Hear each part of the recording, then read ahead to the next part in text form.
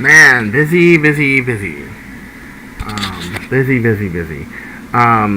Let's see. So this week I've been working on a couple projects. A bird of prey. This is the new bird of prey commission. This is the plunger tube right here off a long shot. This gets cut down as so.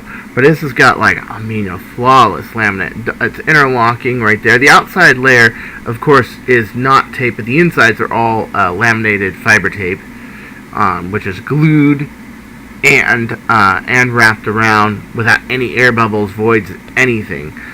Put in mind, I've never broken a plunger tube on a bird of prey, and this is why. Because this is spun glass bidirectional fiber tape, actually 3M extreme packing tape. And once you get 2 or 3 layers around this, never breaks. I gave him a stop of laminated fiber tape, about 3 layers here, 2 layers here, but that doesn't matter anyway, because the inside of the cap, and put in mind, when you're talking about the plunger cap, you have to take the cap off, okay, the sides off. You have to just be a flat piece and that to put in your coupler. This is about the real news right here. Just got finished doing this. It looks a lot more complex than it is. I'll explain why in a second. And then I have some silicone layer right there, so that it actually adds this plunger padding. But what it also does is it keeps this completely sealed, so you don't have any leaks or anything like that. The first bird of prey I made, the first type of prototype I made, I did not have that silicone in there, and eventually this slapped loose. Now, I got my couple of bird of preys up there. Both of them are about 1.5 years old. Ours almost 2 years old, and it's never had a problem because of this seal. That silicone really does matter a lot. But the real news today is this thing. Just got this masterpiece done, and I went through about 4 copies of this before I got it right. This is a double interlocking 9/16 coupler for 17/36 brass. What it is you have a 1/2 inch piece of brass that normally interlocks into 17/32, as so. Then you got another piece of 17/36 back here, and we're talking a real thin piece, which is very hard to cut. So then this gets pressed together. See these lines here? Pressing against the 17/32. You have one pressing between the 17/32 and the 1/2, and it's glued. So it can't work loose. It's not gonna break apart. It's not just glued, but it is also mechanically fastened. So then the real tricky part is to put this all in a piece of 9/16. I went through half a tube of 9/16 to get this right, and this used to be a full tube of 1/2 inch.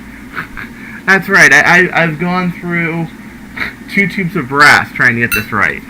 But man, I'm loving it. I'm loving it, because this thing is not going to be interlocked from the outside. It's going to interlock from the inside, and from this back point, it's not gonna wobble. I got to do another Type L myself. I'm gonna do it with this one, and normally I don't like dart stops, because this acts as a dart stop, but man, it's 1/2 inch brass rather than 17/32. It's not going to lose any airflow, and it still gets to my Torx screw on the inside, so he'll be able to adjust the plunger head. But man, this is really, really nice. I've been thinking about, how am I going to do a dart stop on this? It has to be done. I don't want a cross member. I don't want anything like that. I made another plunger tube for that. That's the one on that one. You see that EX6 element right there? And I made it too thick on the outside for the shell. Then I did an experimental shell, which I'm going to use probably for my Type L, and I made the fiberglass too thick. Yeah, I've been doing this for a while, trying to perfect the bird of prey design, because it's the first Type L I've ever sold. I've sold a couple of ours before, but they were very simple. Okay, but this is definitely version 3. Here's the nice thing about this. It's nice, it's snug, it's tight. It's just beautiful. See how it interlocks all together? So then this goes on here, as so. Line it up in there. you have to center this completely up. And the reason there's holes here is so I can fill this with glue around this whole thing, because usually you have a piece of fiber tape here, a piece of fiber tape here, goes in there, glues in there, and you have to glue the front, and then really tough, you gotta glue the back of it so it doesn't come loose. As you can see, the couplers I have never come loose, but that's because this is really, really tough.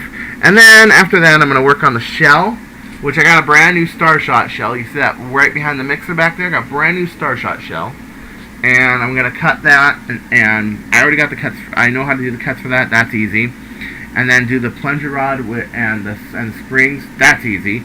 This is really like intricately the hardest part on a bird of prey, is getting your plunger tube right, getting your padding right, your coupler right, getting everything centered, so when you put it in your blaster, it's all ready to go. So I'm hoping to get this out possibly Saturday, Sunday, maybe Monday. I'm not sure, but I'm hoping to get this out by then. Tomorrow I'm going to glue these two together. I'm going to put on a centering jig. I'm going to center this perfectly. Okay? And while I do that, I usually put a really long barrel on it. Actually, it's not a barrel because it's too long to be called a barrel. It's actually a 36-inch piece of brass. See this right here? And what I do, I used to do this with a 12, but now I do 36. What I do is I put it on a table, I line the whole thing up, and then I use this to tell me how left, right, up, down this goes, because the longer it is, the better, and I get it perfectly straight. Now, a bird of prey, usually you have scopes and everything like that, because it is a pretty, fantastical blaster, but it's going to a customer. I want it to be perfect. But anyway, there's my update on my bird of prey. I got all the plunger tube, the coupler, almost all done. The plunger rod and the springs won't take me very long, and the shell, that takes me about a day. And then there's this fitting. So pretty much by the end of the week, I think I'll have this. All right. So this is Chris Cartea. Peace out. And oh, by the way, this right here, I put this in the video because this is finished. I finished this about a couple months ago, but the problem is that the plunger tube and the bolt needed to be realigned. It's finally realigned. Okay, and then my plunger rod, it broke. I had to laminate it with 3 layers of fiberglass and epoxy, and then 1 layer of vinyl ester on each side. So actually 2 layers of epoxy, 1 layer of vinyl ester fiberglass. Want to be clear. And then I coated the rest of it with epoxy, and then I put it in an autoclave for 4 hours. And I think it's going to be pretty strong. Same spring. I think it's a C810 Century and a Magnus spring. So it's going to be pretty powerful. And then I'm going to put a couple of screw stops here and a screw stop here. My friend from Lockheed came up with that nickname. Call it Porn Star. This is my Porn Star. But it is the very first Explorer Breach Sentinel ever made. I have it on my Facebook page, and it's going to be very, very beautiful, but it's got to dry for about a week or a week and a half, because the molten silicone padding in there between the aluminum barrel spacer inside the bolt and that, it needs to dry together, and it needs to dry under tension, so all of this lines up, and the pad is perfect and everything. Yeah, so it's kind of sad. I got this bitch in 230 foot per second lever action just sitting here. It's so sad. But, oh well. That's life. I got work to do anyway, as you can see. Alright, so I'll see you later. Peace out.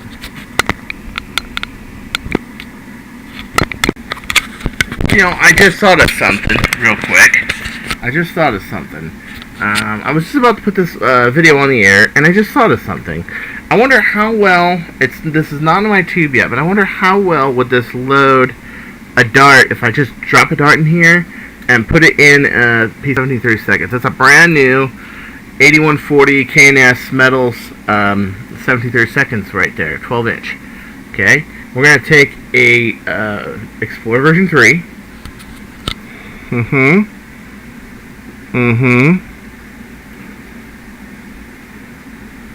Put it fully in the coupler, and then let's see if it chips the dart anything. Oh, wow. Look at that. Wow. What is it? Pristine. It's beautiful. Okay, different dart. Let's try it again.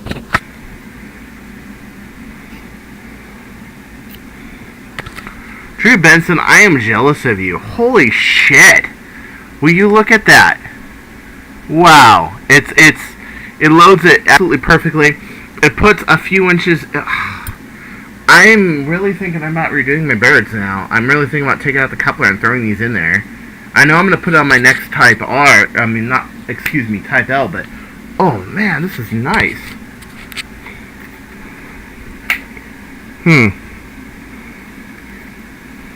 Okay, now this is above optimal for the LT. The LT's got a smaller plunger area at 60 cc's rather than 66, but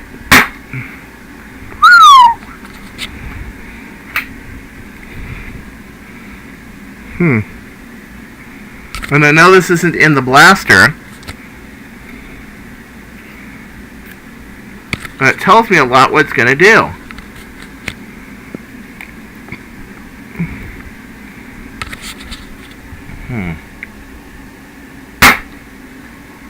Not bad. Not bad. Wow. The Nerf Freaks!